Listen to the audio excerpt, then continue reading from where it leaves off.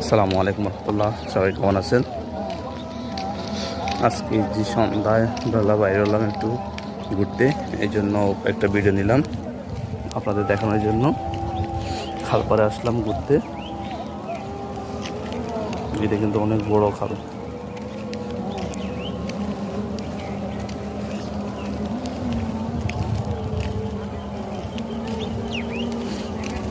টোকা টোকা কিন্তু বৃষ্টি পড়তেছে।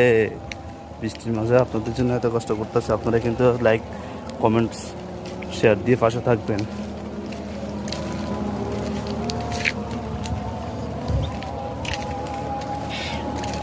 এইটা হলো কিন্তু ঘাস ঘাস গরুর জন্য।